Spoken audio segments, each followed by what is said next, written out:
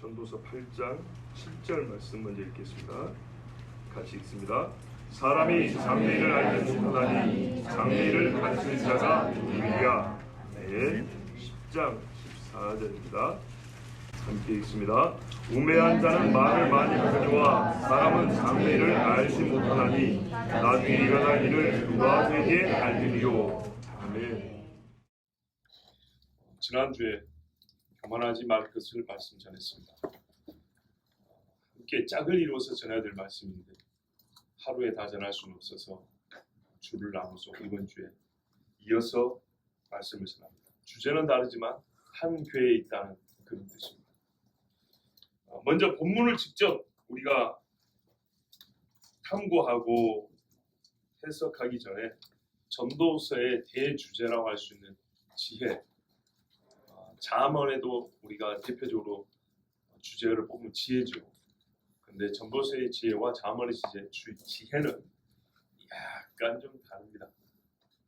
쉽게 말을 하는 분들이 이렇게도 말하죠. 평상시의 지혜는 잠언에, 수한 지혜는 좀 깊은 지혜는 전도서에. 이렇게 아주 쉽게 표현도 하긴 하는데 그렇게 말하기는 어렵고요. 하여튼 조금 다릅니다. 지금은 뭐 그 이야기를 하려는 건 아니지만 하여튼 전도서의 대주제는 지혜자.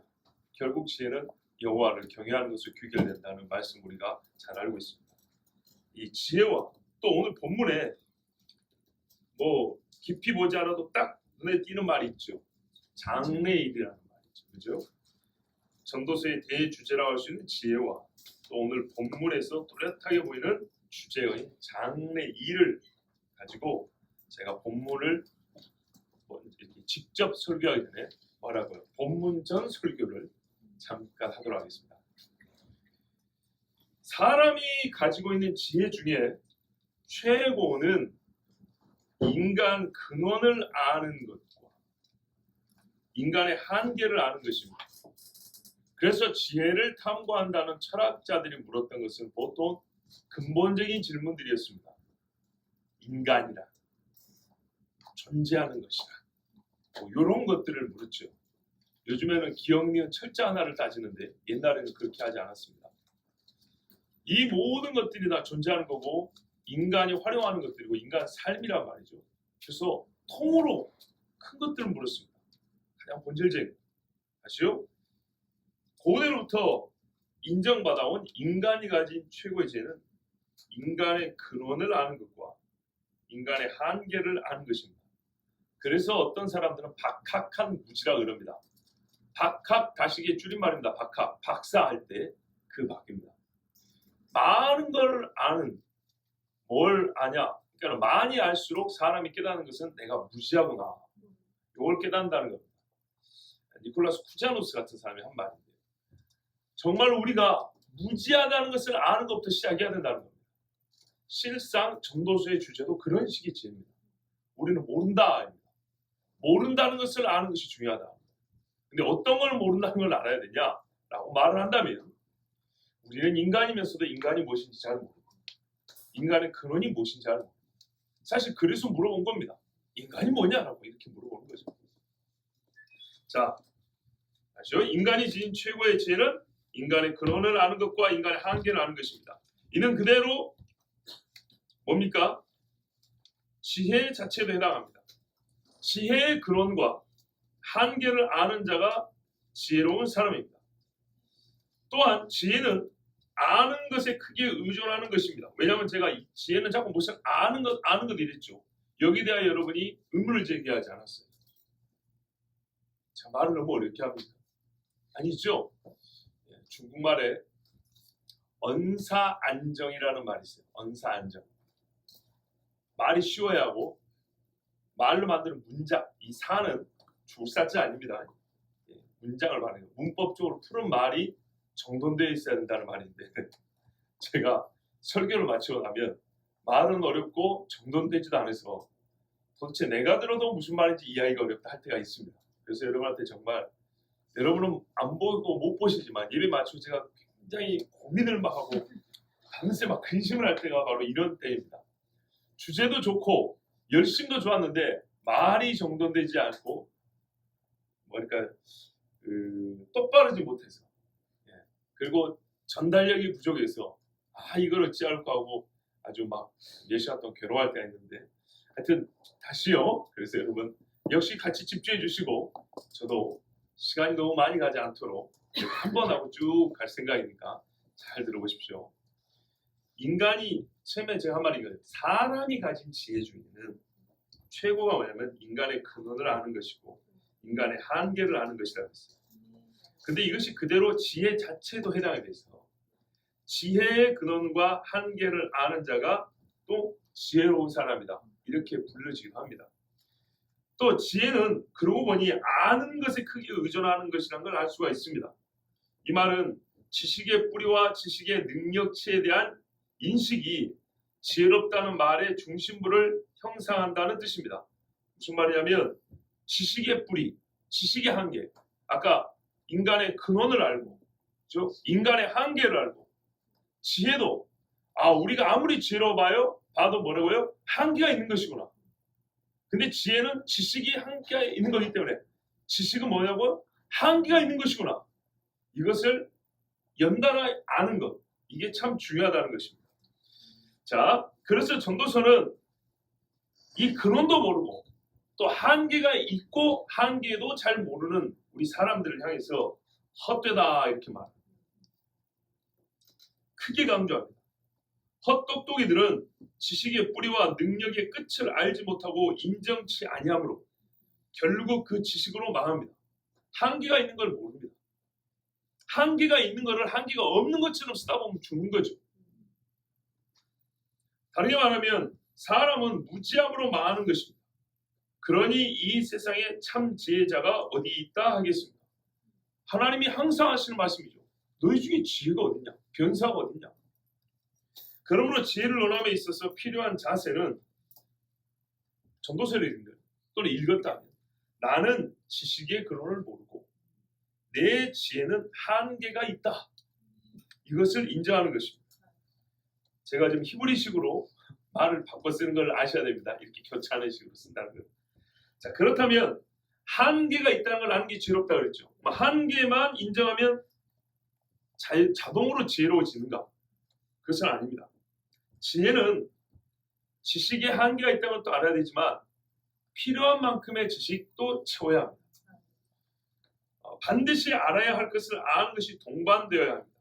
자, 이 일이 가능하기 위하여 즉 모름을 인정하고 반드시 알아야 할 것을 알기 위하여 우리에게 발생해야 할 일이 있습니다. 내가 할 수 있는 일이라기보다는 발생해야 할 일이 있습니다. 그건 하나님이 해주는데 그게 뭐냐면 허무함을 경험하여 깨닫는 일입니다. 살다 보면 내가 허무함을 느끼게 하자고 계획하고 준비한 일은 하나도 없습니다. 사람은 허무한 일을 계획하지 않습니다. 뭐라도 한 손에 쥘 수 있는 걸 계획하지 절대 그러지 않습니다. 그런데 하나님은 우리에게 허무한 것을 깨닫게 할 만한 일을 발생시켜줍니다. 그런데 이 허무함은 놀랍게도 그리고 매우 진실하게도 경험으로만 깨달아집니다. 반드시 경험으로만 깨달아집니다. 하다못해 병상에 며칠이라도 누워봐야 허무하다는 게 깨달아지고 한 번쯤 망해봐야 허무하다는 걸 깨달아집니다. 시간 관계상 이 허무함에 대해 깊이 고찰하기로 어렵지만은 허무함을 지식으로 갖게 되고부터 사람은 부질없는 큰 일이 아닌 시편에 있죠. 내가 이루지 못할 미치지 못할 큰 일을 꿈꾸지 아니하오며 이게 지혜로운 사람입니다. 부질없는 큰 일이 아닌 현재 사소한 일에서부터 중요한 것과 헛된 것을 가려내는 지혜를 갖게 됩니다. 부질없는 큰 일 중 높은 자리를 차지한 것이 뭐냐면 내일을 알고자 하는 욕심입니다. 이것이 사람이 꿈꾸는 부질없는 큰 일입니다.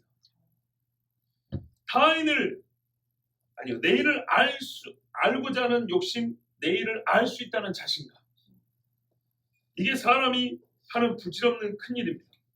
그러나 이 일이야말로 장래를 알고 싶고 알 수 있다라는 이 생각이야말로 사실은 가만 보면 세상을 지배하는 야심을 가진 자들이 갖고 있는 생각들입니다. 타인을 자기 아래 두고자 하는 자, 자기의 뜻을 사용할 수 없는 시간까지 끌어다 쓰려는 욕망을 가진 자들이 항상 추구하는 이룰 수 없는 꿈입니다. 내가 쓸 수 없는 시간까지 끌어다 쓰겠다는 겁니다. 미래를 알겠다는 것입니다. 자, 사람이 살면서 보십시오. 반복으로부터 추론이 가능하고 경험으로부터 예상도 가능하며 감정적 고통을 면하려는 희망 언어의 자기 세뇌도 이해하지 못하는 말 아닙니다. 무슨 말이냐면 내일은 좋은 일이 있을 거야. 좋은 일이 있을 거야. 이런 식의 희망을 갖고 싶은 자기 세뇌도 이해 못하는 말은 아니지만 장래일을 알겠다는 사람의 꿈은 진정 허무한 것 중 허무한 것으로 반드시 버려야 합니다. 장래를 알겠다는 것은 내일을 지배하겠다는 말에 지배하겠다의 다른 말입니다. 이것은 하나님의 섭리와 인도를 부정하는 반역적 행위이기도 합니다. 이에 대하여 사람의 계획이나 소망, 하나님의 예언도 부정하거나 헛되다고 해야 하는가고 여러분 중에 혹시 생각하는 분도 있을 겁니다. 근데 사람이 무언가를 계획하는 것과 소망하는 것 그리고 하나님의 예언은 지금 제가 여러분의 전하고 있는 장래일을 알고자 하는 것과는 좀 다른 이야기입니다. 일단 계획과 소망은 장래일을 아는 것이 아닙니다. 원하는 것이지. 그렇죠? 말 자체가 다릅니다. 비록 장래에 있을 무언가를 내가 원하는 바를 전제하고 가정하고 하는 일들이긴 하지만 그것 자체는 장래에 발생하는 일이 아닙니다. 전도서가 말하는 장래일이란 하나님이 계시하지 않으셨으므로 사람이 알 수 없는 일. 계시 밖에서나 계시를 무시하고서야 사람이 스스로 확신하여 말할 수 있는 일이 전도서가 말하는 장래일입니다. 그런데 이런 일은 사람에게 주어지지 않았다는 겁니다. 하나님 말씀. 사람이 계획이나 소망이 있더라도 그 계획이나 소망을 성공하고 성취의 여부에 대하여서는 나 스스로 주권자가 될 수 없는 일로서 장래일을 말하고 있습니다.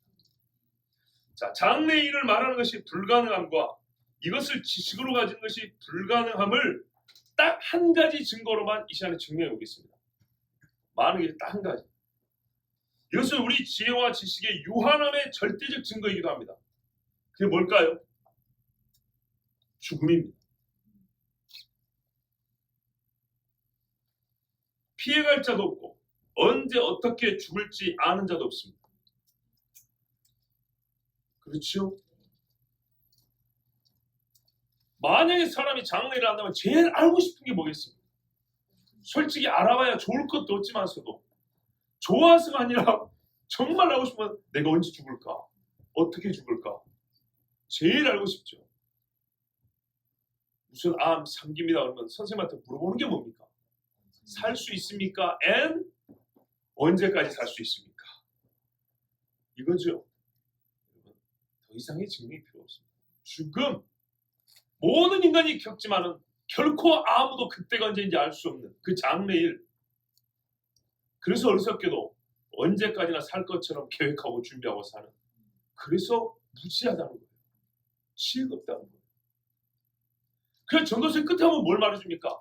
이빨도 다 빠지고 창문도 어두워지고 서리가 내리고 다리가 후두들 떨려서 두려움으로 밖에 나가지도 못하고 그런 날이 올 것이다. 그래서 얘기하는 거예요. 죽음이 한 가지면 사실은 인간에게 절대적으로 필요한 지혜를 가르쳐주기에 충분해요. 그런데 우리는 살고 싶은 소망이 있어서 죽음이라는 자체를 끄집어내지도 못하게 하니까 참 지혜를 못 배우는 거예요. 우리 인간의 한계를 그 어떤 것보다 확실히 가르칠 수 있는 죽음을 얘기하지 않기 때문에 우리가 한계를 모르고 살아가는 바보가 되는 거예요. 자, 이제 본문을 직접 보도록 하겠습니다. 본문을 보되 저는 맥락도 참 중요합니다. 8장이나 6장, 10장에 이 장래일이 나옵니다. 그런데 각 맥락이 다 있어요. 그렇지만은 오늘은 맥락이 아니라 그냥 주제에 집중하겠습니다. 그 맥락 안에서도 이 말이 쓰인 이유가 있습니다. 분명한 사실이기 때문에 사람이 장래일을 모른다는 게 분명한 사실이기 때문에 그 장래일을 모른다는 것을 왕과에 관련해서 쓰고 사람의 생명과 관련해서도 쓰고 아시겠죠? 여러 가지 고난의 관계에서 쓰는 겁니다. 장래일을 모른다는 이 분명한 사실. 물을 마시면 사람이 살기 때문에 물을 밥하는 데도 쓰고 그냥 생수를 벌컥 마시기도 하고 그쵸? 과즙을 낸 데도 쓰고 자, 그러는 것처럼 장래일을 모른다는 이 명백한 사실이 우리에게 참 지혜를 갖게 하는데 그로 말미암아 파생하여 왕 앞에서 세상에 권세 있는 자에게도 우리가 고난을 당할 때도 이렇게 이 지혜를 가지고 활용할 수 있는 것입니다.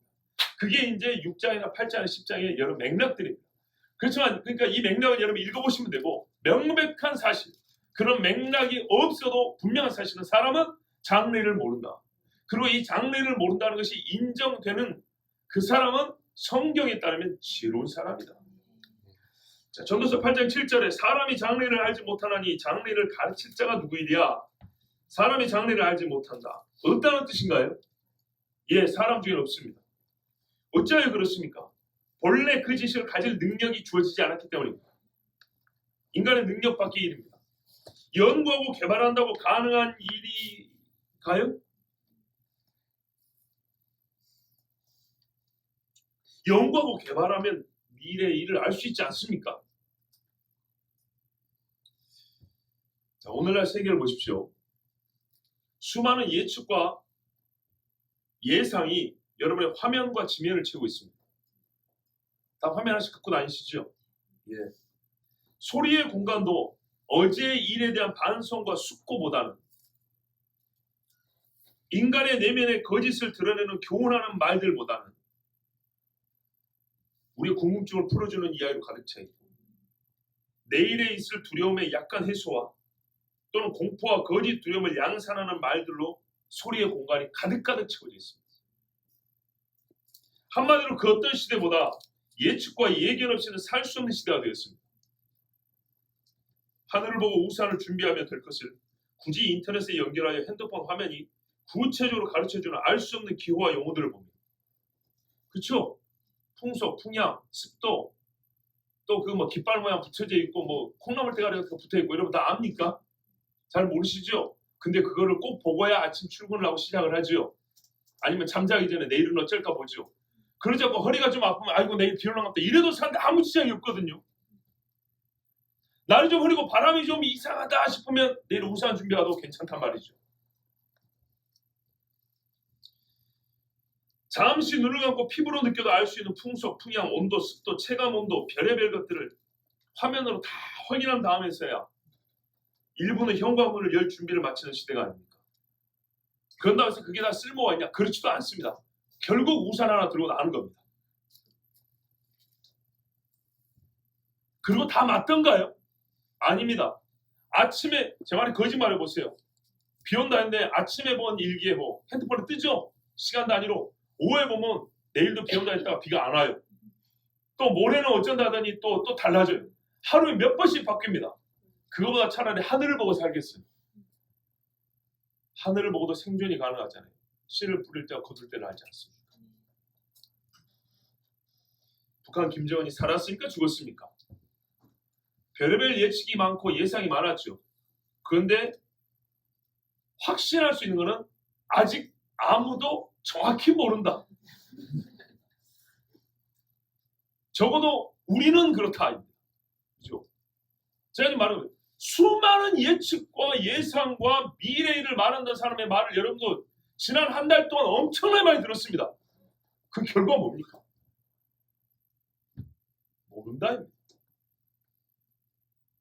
오늘 멋지게 차려입고 하루 즐겨보자고 차를 몰고 나는데 집에서 나가자마자 죽는 사람도 있어요.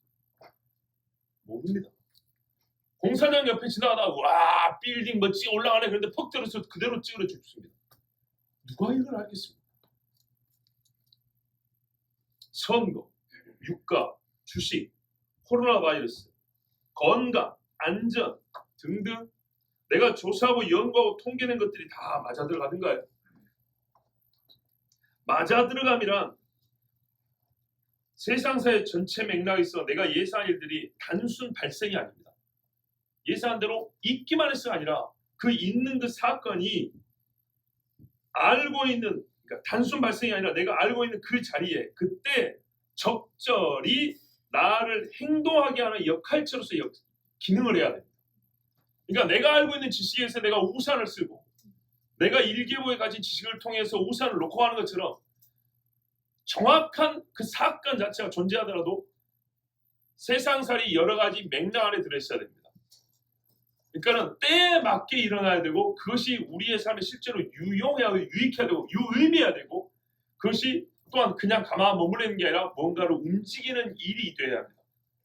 그런데 그 정도 우리가 정확하게 맞출 수 있냐고요? 못 맞춥니다. 역사상 가장 많은 예측 프로그램이 있고 예측하는 장치와 기구도 있고 소위 미래학자라는 사람들까지 있지만 사건의 발생조차 정확히 맞추지 못하고 솔직히 미래학자들이 자기 신상도 알지 못합니다. 그래도 우리 예측이 그런대로 맞지 않냐고 생각하는 분들이 있습니다. 바로 그것입니다. 그런대로 맞고 있습니다. 그런대로가 품고 있는 여유공간 속에서 여러분의 장래를 아는 지식이 숨쉬고 있다는 것을 인정해야 됩니다. 제가 무슨 말인지 이해되시죠? 오늘따라 약간 언어 유희를 하고 있습니다. 그런대로의 여유공간에서 우리가 틀리고 맞고가 여기서 춤을 추고 있는 겁니다. 아직 지혜가 있는 자는 틀릴 수 있음과 맞지 않고 빗나갈 수 있음까지 예상하여 그 다음을 준비하거나 피해를 최소화하는 방안을 마련합니다. 그래서 부정확한 미래 예측이 쓸만한 것으로 여겨지게 됩니다. 무슨 말씀인지 아시겠어요? 예. 그러나 오직 하나님이 장래를 가르칩니다. 사람이 지혜롭고 사람이 예측한다는 것은 틀릴 수 있는 것까지 예상해서 마련한 장래 이름들입니다. 안 맞을 수 있을 것까지 가정해서 만들어 놓은 장래 이름입니다. 우리는 그 안에서 맞을 수도 있고 안 맞을 수도 있고 100% 맞을 수도 있고 50% 맞을 수 있는 이 여유 공간 속에서 장래 일을 아는 척하는 뿐입니다. 하나님은 정확하게 맞아떨어집니다. 하나님은 장래를 가르치십니다. 8장 7절에 분명히 있죠. 누가 가르치냐? 가르치십니다. 정해진 사실이 있고 기록된 결말이 있어 이것들을 가르칩니다. 이미 일어난 일처럼 보고 계시는 자가 이것들을 필요에 따라 살아가는 자들에게 가르쳐 주십니다. 여러분, 가르치는 내용은 적어도 확신과 검증이 된 내용이어야 합니다. 추측과 견해를 말하는 것이 아니라 지식으로 가르치면은 불확실성과 부정확성이 최소화되어 있어야 합니다. 교과서를 생각해 보십시오. 우리가 알거니와 성경의 말씀은 항상 옳았으며 불확실과 부정확한 것이 없습니다. 사람은 유동적, 우연적 미래를 전제하고 여기서 우연적이라는 것은 알지 못하고 이렇게 충돌하는 그런 말이 아니고요. 언제라도 가능한 유동적이며 우연적 미래를 전제하고 가정된 상황에서 예측하지만 이것이 가르칠 정도의 지식이 되기 위하여는 이미 기록하고 실제함의 확인을 마친 정도의 지식이어야 합니다. 다시 한번 말씀드립니다. 교과서를 생각해 보세요. 책으로 기록할 정도가 돼야 가르치는 겁니다. 하나님은 이러한 지식을 가지고 계셔서 우리에게 모든 것을 다 가르쳐 주셨습니다. 오해하지 마세요. 우리가 원하는 모든 것을 다 가르쳐 줬다는 게 아닙니다. 필요한 모든 것을 다 가르쳐 주십니다. 한 가지면 만 가지를 포함하는 지식에서부터 세상의 어떤 교육과도 가르칠 수 없는 내밀하고 구체적인 교훈에 이르기까지 성경에 기록하여 두어 가르치고 계십니다. 선지자는 어떻습니까? 선지자는 역사의 우연성을 가지고 미래를 미리 알고 말하는 자가 아닙니다. 하나님의 불변성에 근거하여 하나님께서 계시한 사실이 오고 있는 것을 미리 보고 말하는 자입니다. 우리가 읽은 8장 7절 이하에 8장 8절에 생기를 주장하여 생기로 머무르게 할 사람도 없고 죽는 날을 주장할 자도 없고 전쟁할 때에 모면할 자도 없으며 악의 행악자를 건져낼 수도 없느니라. 17절 같은 데도 보면 하나님의 모든 행사를 살펴보니 헤아려서 하시는 일을 사람이 능히 깨달을 수 없도다. 사람이 아무리 예수 공부할지라도 능히 깨닫지 못하나니 비록 지혜자가 아노라 할지라도 능히 깨닫지 못하려다. 세상의 지혜로운 자도 깨닫지 못하지만 하나님 뭐예요? 그걸 이미 확정된 지식으로 기록을 해놨습니다. 선지자의 말하는 목적은 장래일을 아는 것이 아니라 하나님의 뜻을 전하고 사람으로 하여금 창조주께 돌아와 그를 경배하게 하기 위함입니다. 그러므로 사람이 알지 못하면서 장래일을 논하는 것은 우매함의 증거밖에 되지 않습니다. 10장 14절을 보십시오. 우매한 자는 말을 많이 하거니와 사람은 장래일을 알지 못하나니 나중에 이러한 일을 누가 그에게 알리리요. 보통 우매하다는 말은 맞지 않을 때 그러잖아요. 모른다는 뜻입니다. 그런데 우매한 자를 특징으로 우매할 수밖에 없는 자의 이유를 장래를 알지 못한다고 말씀하고 있습니다. 즉 장래를 알지 못하면서 말을 많이 하는 것이야말로 사람이 어리석다라는 최고의 증거라는 뜻입니다. 사람은 알지 못하기에 말이 많고 말이 많은 자는 틀린 사실이 많아 우매함을 드러냅니다. 결국을 알지 못함을 말을 할수록 증명하는 셈입니다. 가르침이 필요합니다고 외치는 꼴입니다. 그럼에도 불구하고 장래를 자꾸 말하고자 하는 것은 이것이 인간의 한계인 거로 이를 넘어서고자 하는 마귀적 본성에 끌려갑니다. 그러니까 말을 많이 할수록 내가 우매하다는 걸 드러내는데도 불구하고 왜 자꾸 말을 많이 하려고 하냐? 왜 자꾸 미래 이야기를 하냐? 미래 이야기 한 가지라도 맞으면 말이죠.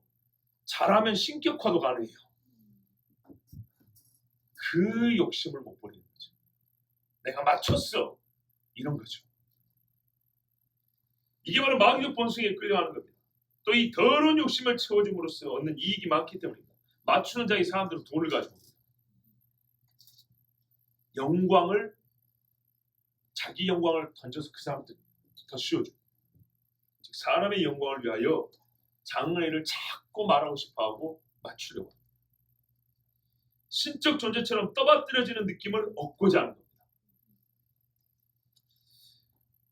사탄이 사람한테 말로 또 지식의 문제 아닙니까? 관계가 있습니다. 그리스도인으로서 프랑스의 법학자였던 자크 엘류드라는 사람이 있습니다.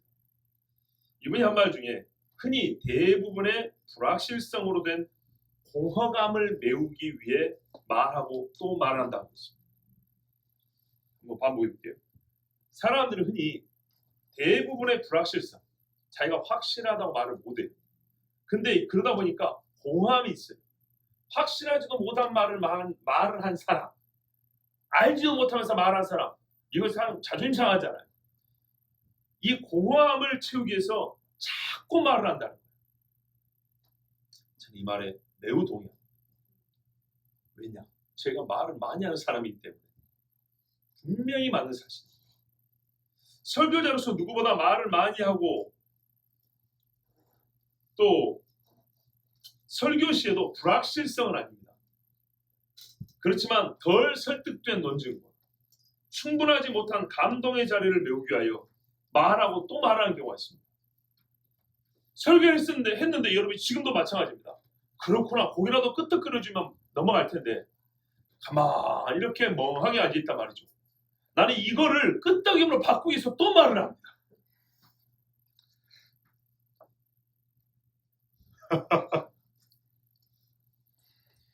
자기 만족과 인정을 받고자 하는 욕심이 진리를 옳게 다 전하고자 하는 열정의 어깨를 넘어가 버리려고 합니다.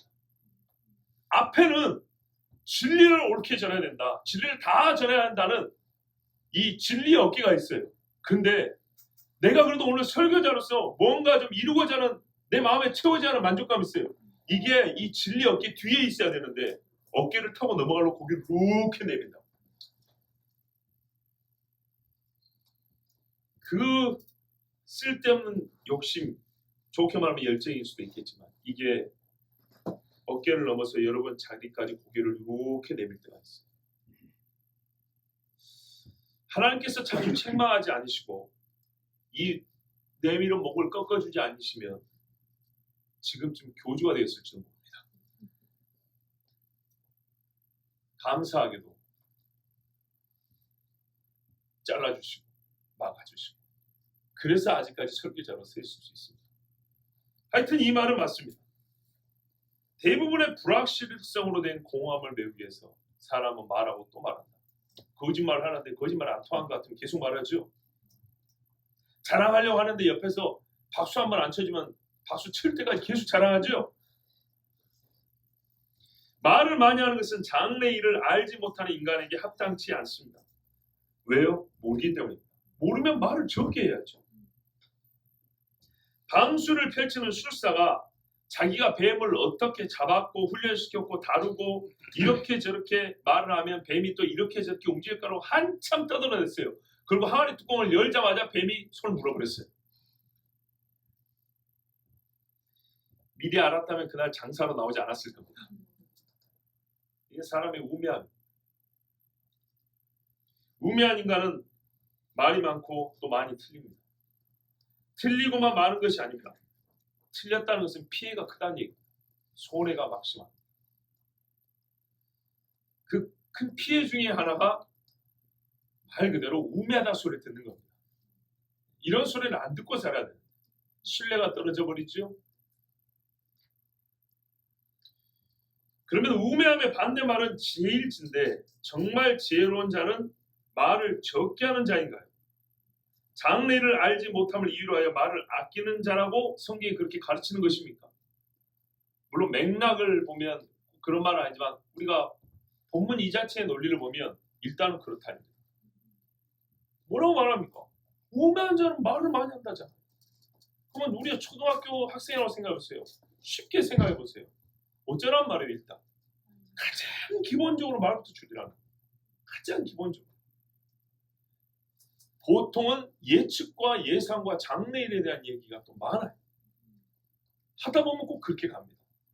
그러니까 하나님 앞에 어떻게 해요? 기본적으로 일단 말을 줄여야 합니다. 그럼 말만 줄이면 되냐? 그건 아닙니다. 그러나 가장 이게 먼저야 돼요. 그런 다음에 이미 기록되어 있는 말씀을 보는 게 필요합니다. 예.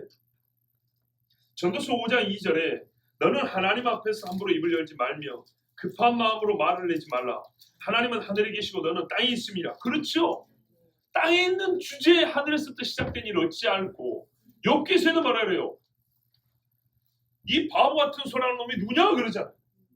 그래서 하나님이 먼저 하신 이야기가 물론 이 세상에 속한 일이지만 사람의 이 시력으로는 보지 못하는 이야기하십니다. 뭐 영적이 깊은 것도 아니에요. 이 땅의 창조의 질서와 창조 세계에 있는 것만 갖고 얘기해도 모릅니다. 그러니까 욥이 뭐랍니까? 무지한 말로 이치를 가린 자가 누굽니까 하고 입을 가리죠. 두 번이나 이야기. 근데 그걸 하나님이 아주 매섭게 쏘아붙입니다. 한마디로 욥이 하지 말아야 할 소리를 많이 했다는 겁니다. 물론 욥과 친구들에 관한 이야기는 여러분에게도 많이 전해드린 적이 있습니다. 하여튼 사람은 기본적으로 하나님 앞에 땅에 있는 존재로서 하늘 아버지 앞에 엎드릴 뿐이지 감히 고개를 빳빳이 들고 하나님 앞에 이런저런 말을 많이 하시는 존재는 아니에요.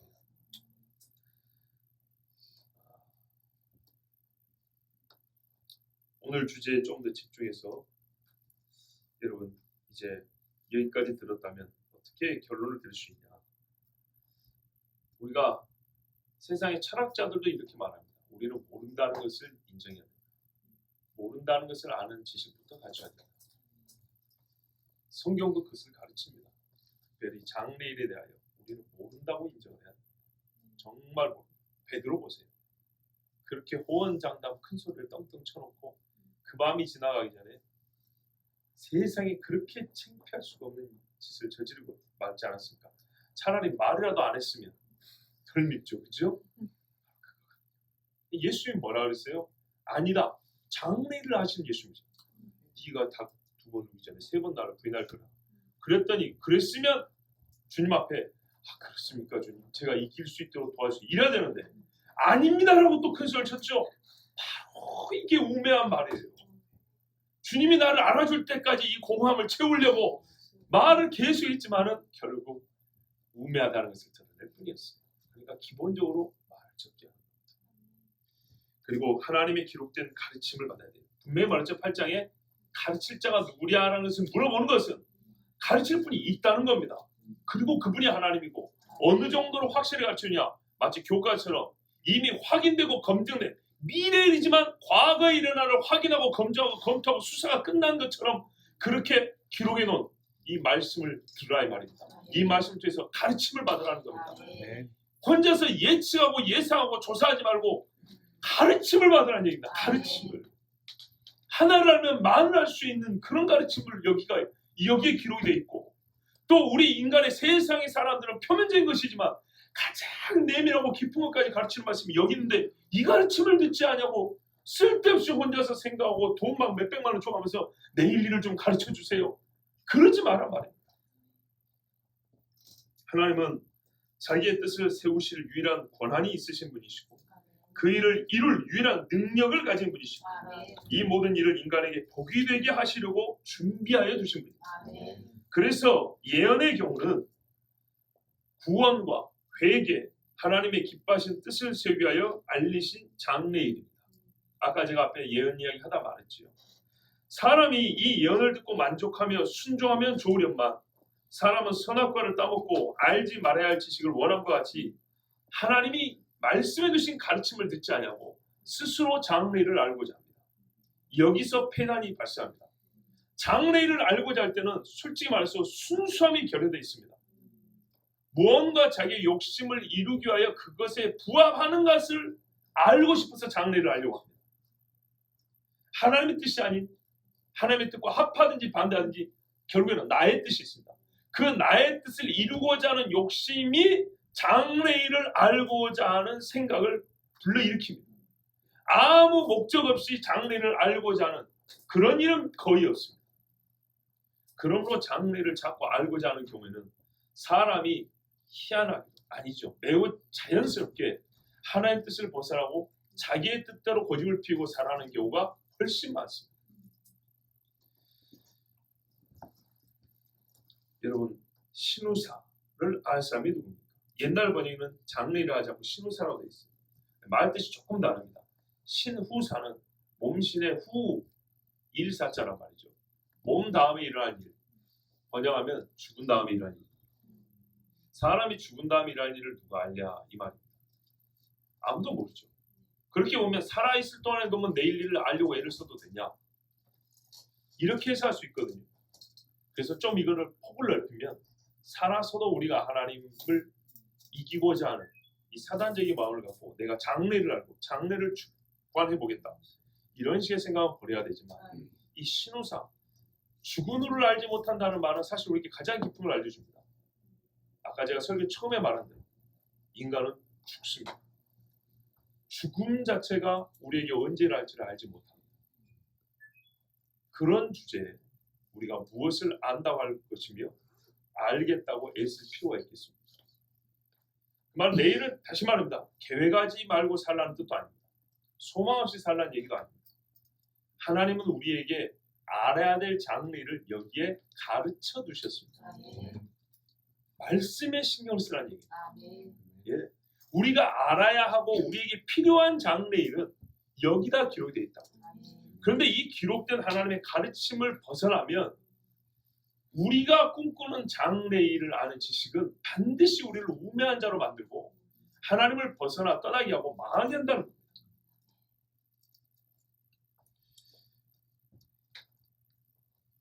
모든 사람이 장래일을 다 안다면 과연 유익할까요?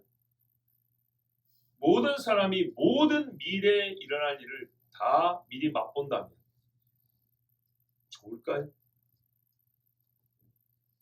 미리 알아버린 지식, 먼저 맛봐버린 감정, 더 이상 뒤가 없는 때를 현재 경험해버린다면 여러분 감당할 수 있겠습니까?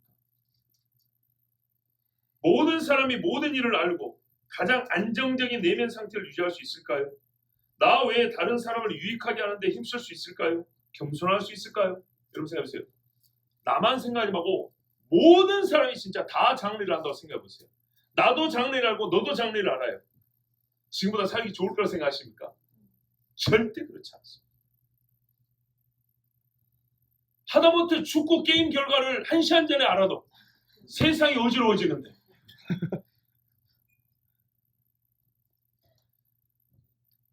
갖고 싶지만 갖지 못한 것을 원망하거나 안타까워하지 말고 갖고 싶은 그것이 갖게 되었을 경우를 즉 장래를 아는 지식을 갖게 되었을 경우를 한번 양심적으로 생각을 해보세요. 정직하게 좋은가 좋지 않을 것인가. 자꾸 좋지 않습니다. 전서서 6장 12절에도 이렇게 말씀합니다. 헛된 생명의 모든 날을 그림자같이 보내는 일평생. 사람의 인생을 이렇게 설명합니다. 성경에 그림자란 말을 굉장히 많이 씁니다. 인간이 제 아무리 잘 살아도 인간의 삶을 평가한다면 그림자 정도밖에 안 된다고 말합니다. 가장 훌륭하게 산 사람도 이 정도로 평가합니다. 성경은 반복해서 말합니다. 봐보세요. 최고의 인간이 가장 질 좋게 살아도 그림자 정도밖에 평가를 못 받아요. A, B, C, D, E, F 중에 한 D 정도밖에 판단을 못 받는다고요. 이게 사람이 최고로 잘 살 때예요. 그런데 그 정도밖에 안 되는 인간에게 장래를 아는 지시를 맡겨둔다. 그런 인간이 장래를 내가 주물럭주물럭 할 수 있다. 뭐가 나오겠습니까? 결코 좋은 것이 나오지 않습니다. 그래서 하나님만이 장래를 붙들고 계십니다. 예측이 자꾸 빗나가죠? 오히려 감사하십시오. 예상이 좀 안 맞죠? 그러면 기뻐하셔야 됩니다. 헛된 생명이 모든 나를 그림자같이 보낸 일평생. 이와 같은 인생을 예외 없이 사는데 누가 사람에게 무엇이 낙인지 어찌 알겠습니까? 여기서 낙이라는 말을 번역이 좀 안타까워요. 낙이면 쾌락을 생각해요. 굿입니다. 좋은 것, 도덕적 개념. 헛된 인생밖에 살지 못하는 그림자 같은 인간의 삶을 총치로 말하고 그림자밖에 안 돼요. 여기 약간 도덕적 성질을 여기다 부여하면 실체도 못 되는 그림자 정도의 본성을 가지고 사는 그 정도의 뭐랄까요? 좋음. 그러니까 그렇게 좋지 못한 인생을 살아가는 주제에 어떻게 인간이 좋지 못한 삶을 살아가는 인간이 좋음이 무엇인지 알 수 있겠냐 이 말이죠. 인생을 다 살아도 좋지 못한 인생을 살았다고밖에 평가가 안 되는 인간이 좋지 못한 인생을 사는 사람이 어떻게 이게 좋은 거야, 이게 사람에게 좋은 거야 라고 판단을 내리고 가르칠 수 있겠냐 이 말이죠. 그것도 미래를 가지고 불가능하다는 것.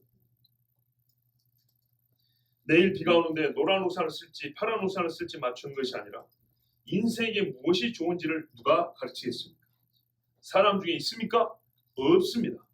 그러면 인생에게 좋은 것이 무엇인지는 제발 하나님께 물으십시오. 하나님께 아버지여, 제게 좋은 것이 무엇입니까? 우리 인생이 어찌해야 합니까? 제가 오늘 어떻게 살아야 되겠습니까? 이렇게 묻고 사는 사람이 지혜로운 사람입니다.